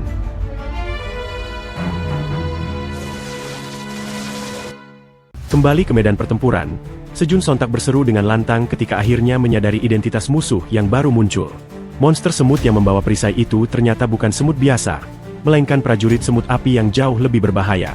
Belum sempat ia mempersiapkan diri, salah satu prajurit semut langsung berlari kencang ke arahnya tanpa peringatan. Kecepatannya begitu mengejutkan hingga membuat Sejun terpaku sesaat dan tidak menduga serangan itu akan datang secepat itu. Namun tepat di saat yang kritis, Mama Beruang yang berdiri di belakang Sejun bergerak lebih dulu. Dengan kekuatan luar biasa, ia menghantam salah satu prajurit semut yang hendak menyerang Sejun. Pukulan keras itu menghentikan laju monster tersebut seketika. Setelah melindunginya, Mama Beruang segera memperingatkan Sejun agar tetap waspada dan tidak lengah. Mendengar hal itu, Sejun hanya bisa menatapnya dengan perasaan cemas, menyadari bahwa musuh yang mereka hadapi kali ini jauh lebih berbahaya daripada sebelumnya. Di bawah guyuran hujan yang semakin deras, anak beruang juga tengah menghadapi kesulitannya sendiri. Ia berusaha menahan serangan prajurit semut menggunakan tongkat pemukulnya, tetapi kekuatan lawan membuatnya harus bertahan mati-matian. Melihat keadaan tersebut, Garon segera turun tangan membantu. Dengan sigap ia menghentakkan kakinya ke tanah dan menghantam prajurit semut yang sedang menekan anak beruang. Hentakan itu begitu kuat hingga bahkan anak beruang ikut terpental ke udara akibat gelombang benturannya. Begitu serangan berhasil dilancarkan, Garon langsung memastikan keadaan anak beruang. Dengan cepat, anak beruang mengangkat jempolnya sebagai tanda bahwa dirinya baik-baik saja. Namun keadaan mendadak berubah. Tubuh Garon yang sebelumnya berdiri kokoh tiba-tiba sedikit oleng. Dengan ekspresi bingung, ia menunduk dan melihat ke arah kakinya. Saat itulah, ia menyadari sesuatu yang mengejutkan. Prajurit semut yang tadi diinjak ternyata belum tumbang. Bahkan monster itu mampu mengangkat salah satu kaki Garon yang menekannya. Pada detik berikutnya, prajurit semut tersebut menusukkan perisainya yang tajam ke kaki Garon. Serangan mendadak itu membuat Garon mengerang kesakitan. Kekuatan monster tersebut begitu besar, hingga tubuh Garon yang raksasa langsung terpental tinggi ke udara. Melihat pemandangan itu, Sejun akhirnya memahami bahwa cerita tentang semut yang mampu mengangkat beban berkali-kali lipat dari berat tubuhnya ternyata bukan sekadar mitos belaka. Sementara itu, dari dalam sarang semut api, semakin banyak prajurit semut mulai bermunculan ke permukaan. Tak lama kemudian, tubuh Garon menghantam tanah dengan keras. Di saat yang sama, anak beruang yang berdiri di hadapan salah satu prajurit semut mulai merasa gugup. Jumlah musuh yang terus bertambah membuat situasi menjadi semakin buruk. Melihat kondisi tersebut, Sejun mulai diliputi kekhawatiran. Ia tidak bisa menahan diri untuk bertanya-tanya, apa yang harus mereka lakukan jika jumlah lawan terus bertambah seperti ini. Namun di tengah ketegangan itu, Mama Beruang tetap berdiri tegak di garis depan. Tatapannya tajam mengarah pada para prajurit semut yang terus berdatangan. Menurutnya, sudah saatnya para monster itu menerima pelajaran yang tidak akan pernah mereka lupakan. Aura yang menyesakkan perlahan memancar dari tubuh Mama Beruang. Dengan seringai penuh percaya diri, ia menunjukkan bahwa para prajurit semut itu harus mengetahui siapa penguasa sejati hutan barat. Pada saat berikutnya, mulutnya menganga lebar, sorot matanya menyala penuh amarah, dan geraman dahsyat mengguncang area di sekitarnya. Tanpa ragu sedikit pun, Mama Beruang langsung mengayunkan cakarnya yang tajam ke arah para prajurit semut. Serangan itu begitu mengerikan. Tubuh para prajurit semut yang terkenal keras dan kokoh langsung terkoyak oleh cakar tersebut. Melihat pemandangan itu, Sejun tidak hanya terkejut, tetapi juga merasa lega. Kehadiran Mama Beruang di sisi mereka benar-benar menjadi penopang utama dalam pertempuran yang semakin berbahaya ini. Di sisi lain, anak beruang menatap ibunya dengan penuh kebanggaan. Baginya, tidak ada sosok yang lebih hebat daripada Mama Beruang. Namun pertempuran masih jauh dari selesai. Mama Beruang terus menyerang tanpa henti. Dengan amarah yang membara, ia menunjukkan bahwa para prajurit semut itu sama sekali tidak pantas berpikir mereka mampu mengancam atau melukai kelompoknya. Setelah beberapa prajurit semut berhasil dihabisi, monster-monster yang tersisa mulai melakukan sesuatu yang berbeda. Mereka berkumpul menjadi satu. Perisai-perisai yang mereka bawa perlahan disatukan, membentuk pertahanan yang rapat dan kokoh. Meski melihat hal tersebut, Mama Beruang tidak menunjukkan sedikit pun rasa takut. Sebaliknya, ia mengangkat salah satu tangannya tinggi ke udara. Dengan keyakinan penuh, ia kembali melancarkan pukulan dahsyat ke arah formasi para prajurit semut yang sedang bertahan. Mama Beruang bahkan yakin bahwa setelah menerima serangan itu, para monster tersebut hanya akan mampu merangkak kembali ke dalam tanah. Namun sesuatu yang tidak terduga terjadi. Ekspresi percaya diri di wajahnya seketika berubah menjadi keterkejutan. Pukulan yang biasanya mampu menghancurkan apapun di hadapannya ternyata berhasil ditahan oleh para prajurit semut yang menyatukan perisai mereka. Pemandangan itu membuat semua orang tercengang. Sejun mulai merasa cemas. Dalam benaknya muncul dugaan bahwa para monster semut tersebut mungkin telah mengalami mutasi dan menjadi jauh lebih kuat dari sebelumnya. Di saat yang sama, anak beruang terlihat gugup sambil menunjuk ke arah langit. Ia meminta Sejun untuk segera melihat ke atas. Ketika Sejun mengangkat kepalanya, wajahnya langsung berubah. Langit yang sebelumnya tertutup awan kini memperlihatkan pemandangan yang membuat jantungnya berdegup kencang. Gerhana bulan biru akhirnya dimulai. Cahaya misterius dari fenomena itu perlahan menyelimuti seluruh area pertempuran. Sesaat setelah gerhana bulan biru berlangsung, para prajurit semut yang sebelumnya bergerak agresif tiba-tiba terdiam. Mereka berdiri membeku selama beberapa saat, seolah sedang merasakan sesuatu yang berubah di dalam diri mereka. Lalu, salah satu prajurit semut mengeluarkan teriakan nyaring yang menggema di seluruh hutan. Suara itu terdengar seperti sebuah komando. Sebuah panggilan perang yang menyerukan seluruh pasukannya untuk bersiap melancarkan serangan berikutnya. Belum sempat para prajurit semut melancarkan serangan berikutnya, sebuah hantaman secepat kilat lebih dahulu menyambar. Dalam sekejap, kepala salah satu prajurit semut terpenggal dan tubuhnya roboh tanpa sempat memberikan perlawanan. Mama Beruang yang baru saja mengayunkan cakarnya dengan kecepatan luar biasa tampak kebingungan. Bahkan dirinya sendiri seolah tidak memahami dari mana kekuatan sebesar itu berasal. Beberapa saat sebelumnya, pukulannya bahkan tidak mampu menembus pertahanan perisai para prajurit semut. Namun kini satu serangan saja sudah cukup untuk menghancurkan mereka. Di sisi lain, Sejun akhirnya memahami apa yang sedang terjadi. Dengan keberadaan Garon sebagai penjaga, serta Mama Beruang yang sebelumnya telah ditugaskan untuk melindungi mereka, kekuatan yang dimiliki Mama Beruang kini mengalami perubahan drastis. Terlebih lagi, di bawah bayang-bayang gerhana bulan biru, Mama Beruang telah sepenuhnya memasuki kondisi mengamuk tanpa kehadiran Ailin yang biasanya menjaga kestabilannya. Saat itu, kepulan asap tipis mulai mengepul dari tubuh Mama Beruang. Pemandangan tersebut membuat para prajurit semut yang tersisa langsung bersiaga. Namun ketika mereka menyadari bahwa pertahanan dan kekuatan mereka tidak lagi mampu menghadapi Mama Beruang, rasa takut mulai merayapi barisan mereka. Tubuh-tubuh kecil itu tampak gemetar, seolah saling mempertanyakan apa yang harus dilakukan untuk menghadapi ancaman yang kini berdiri di hadapan mereka. Sayangnya, mereka bahkan tidak memiliki cukup waktu untuk menyusun strategi. Dalam satu sapuan serangan yang brutal, Mama Beruang menghancurkan para prajurit semut sekaligus, membuat tubuh mereka terpental ke berbagai arah tanpa ampun. Setelah melancarkan serangan dahsyat itu, Mama Beruang mendongakkan kepalanya ke langit dan mengaum keras di bawah cahaya gerhana bulan biru. Suara aumannya mengguncang hutan dan membuat suasana terasa semakin mencekam. Melihat itu, Sejun memberitahukan pada anak beruang bahwa Mama Beruang baru saja menghancurkan sarang monster semut api. Keberadaan Mama Beruang di sisi mereka pun membuatnya merasa jauh lebih tenang. Namun tak lama kemudian, setelah auman itu mereda, Mama Beruang perlahan menoleh ke belakang. Dalam pandangannya yang telah terpengaruh energi bulan biru, sosok Sejun terlihat berbeda. Ia tidak lagi melihat Sejun sebagai sekutu, melainkan sebagai makhluk menyeramkan yang menyeringai di samping anak beruang. Kesalahpahaman itu segera berubah menjadi ancaman. Mama Beruang menganggap keberadaan Sejun sebagai musuh yang harus disingkirkan. Seketika ia membalikkan tubuhnya dan menggeram sangat keras ke arah Sejun serta anak beruang. Anak beruang yang menyaksikan perubahan sikap itu hanya bisa kebingungan, tidak memahami mengapa Mama Beruang tiba-tiba menjadi begitu berbeda. Tanpa peringatan, Mama Beruang langsung bergerak untuk menyerang. Pada saat yang sama, Garon berusaha menghentikannya dan memaksanya kembali sadar. Namun kekuatan Mama Beruang dalam kondisi mengamuk jauh melampaui perkiraan. Bahkan Garon tidak mampu menahannya. Dalam sekejap, tubuh Garon terpental jauh ke arah lain akibat hantaman yang diterimanya. Pemandangan itu membuat Sejun panik. Dengan refleks, ia mengangkat tangannya ke depan untuk melindungi anak beruang di belakangnya, sambil memohon agar Mama Beruang tidak menyerang mereka. Tanpa disadari, cahaya biru yang memancar dari telapak tangan Sejun tiba-tiba melesat dan menyelimuti tubuh Mama Beruang. Melihat kejadian itu, Sejun terperangah. Ia mulai bertanya-tanya apakah perlindungan api yang sebelumnya diberikan Flame kini berpindah dan bekerja pada tubuh Mama Beruang. Sesaat setelah aura pelindung itu membungkus tubuhnya, Mama beruang kembali mendongakkan kepala ke langit dan mengaum keras. Sejun yang melihatnya hanya bisa diliputi kecemasan dan kekhawatiran, takut sesuatu yang lebih buruk akan terjadi. Namun beberapa detik kemudian, Sejun menyadari ada sesuatu yang berbeda.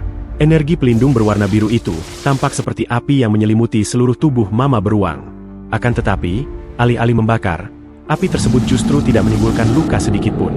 Saat itulah Sejun teringat pada Flame. Ia segera menyadari bahwa api milik Flame bukanlah api biasa. Api itu memiliki kemampuan untuk memurnikan energi yang telah rusak. Kesimpulan itu segera terjawab di hadapannya. Energi pemurnian dari Flame ternyata benar-benar membersihkan pengaruh gerhana bulan biru yang merasuki Mama beruang.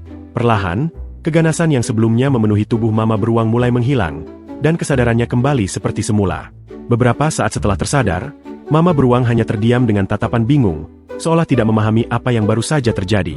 Namun tak lama kemudian, seluruh tenaganya seakan lenyap. Mama beruang kehilangan kesadaran dan tubuh besarnya mulai ambruk.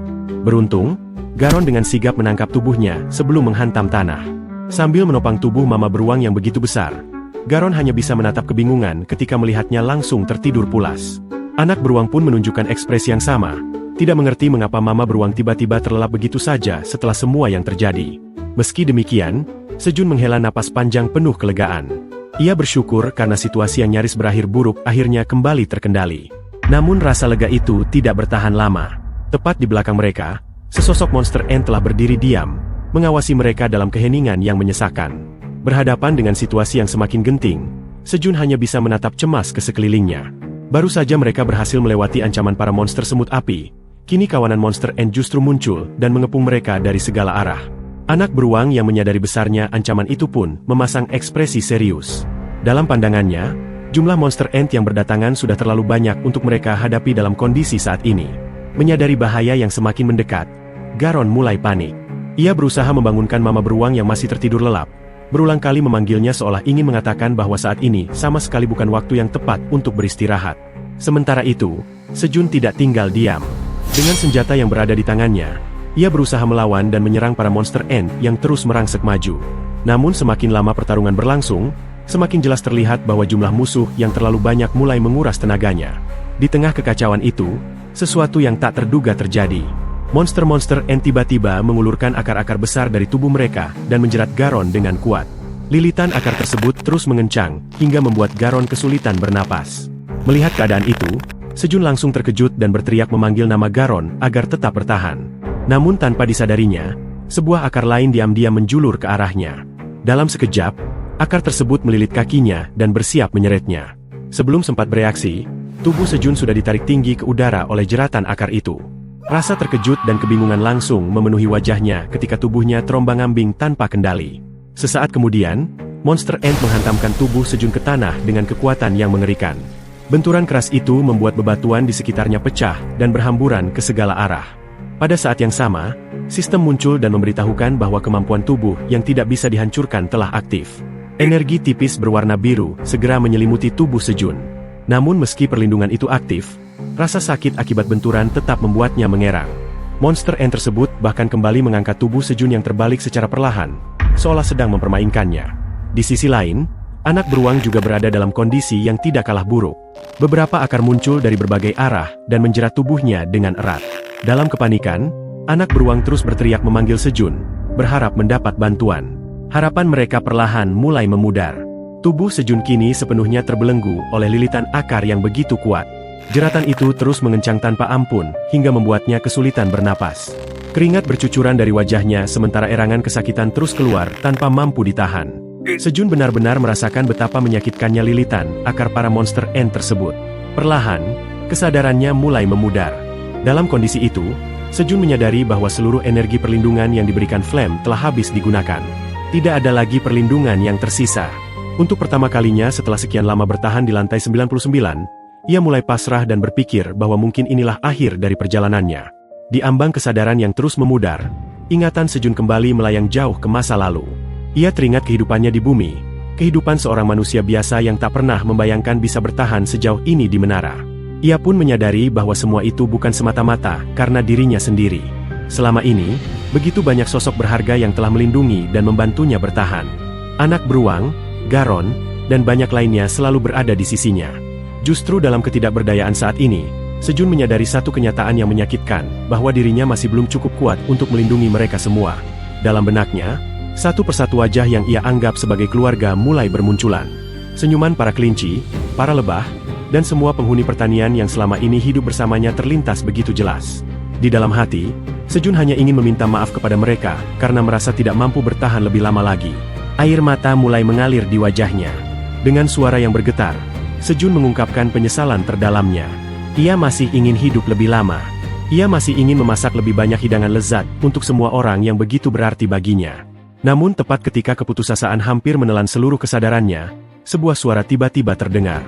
Suara itu mengatakan bahwa dirinya masih bisa memasak untuk mereka. Kalimat sederhana itu langsung membuat Sejun membuka matanya. Ada sesuatu yang sangat familiar dari suara tersebut. Saat itulah pandangannya mengarah ke langit yang diselimuti gerhana bulan biru. Di antara cahaya remang yang menyelimuti langit malam, sebuah sosok terlihat terbang menembus udara. Sosok itu datang tepat pada saat yang paling dibutuhkan. Itu adalah Ailin. Seketika, cahaya biru yang sangat menyilaukan meledak di udara. Pancaran cahaya tersebut berasal dari energi dahsyat yang dilepaskan Ailin ke arah para monster ant yang sedang menjerat Sejun dan yang lainnya. Kekuatan energi itu begitu besar, hingga menerangi seluruh kawasan hutan barat yang sebelumnya dipenuhi kegelapan dan suasana mencekam. Cahaya biru itu menyapu area pertempuran seperti fajar yang datang mengusir malam. Dalam sekejap, seluruh akar yang membelit tubuh mereka mulai lenyap. Jeratan yang mengikat anak beruang, Garon, mama beruang, hingga Sejun hancur dan menghilang tanpa sisa. Tubuh Sejun yang kehilangan tumpuan pun jatuh ke bawah. Namun sebelum menghantam tanah, sebuah pelukan hangat menahannya. Saat itulah Sejun melihat dengan jelas sosok yang menyelamatkannya. Ailin. Kini ia berdiri di hadapannya dalam wujud gadis naga yang cantik, dengan cahaya biru lembut yang masih menyelimuti tubuhnya. Dengan tatapan sendu yang dipenuhi rasa bersalah, Ailin memandang Sejun dan menyampaikan permintaan maaf karena telah datang terlambat. Di tengah kegelapan gerhana bulan biru, kehadiran Ailin terasa bagaikan secercah harapan yang akhirnya tiba sebelum semuanya benar-benar terlambat.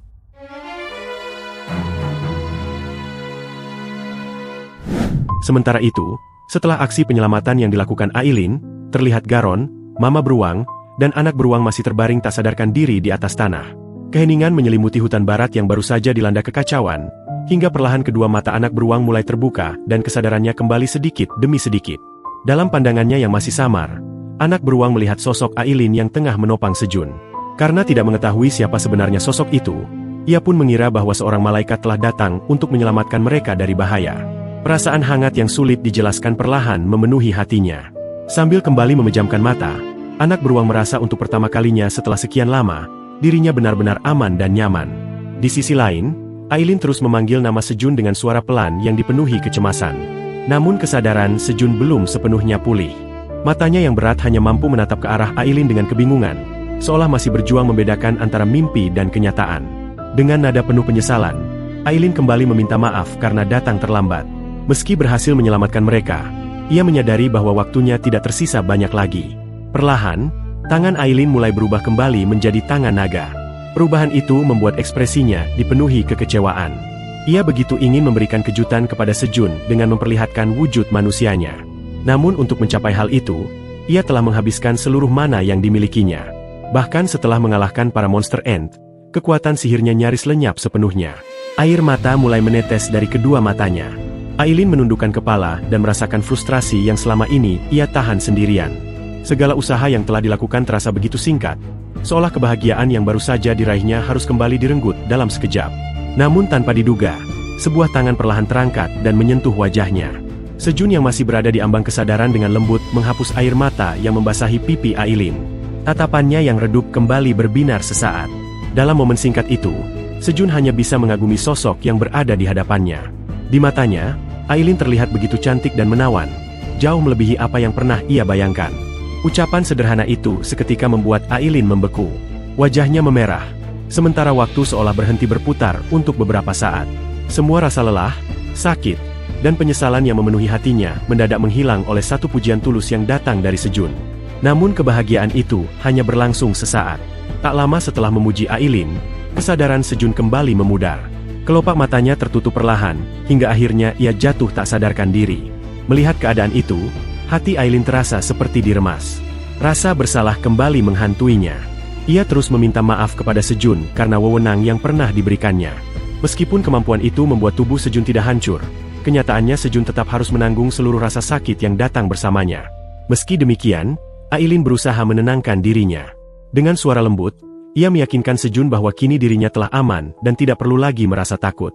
Sambil menatap wajah Sejun dengan penuh kasih sayang, Ailin mengungkapkan rasa syukurnya. Walaupun hanya untuk waktu yang sangat singkat, setidaknya mereka akhirnya bisa saling bertemu dalam wujud manusia. Perlahan, Ailin menutup kedua matanya. Dalam hatinya, ia percaya bahwa pertemuan mereka belum berakhir. Suatu hari nanti, mereka pasti akan bertemu kembali.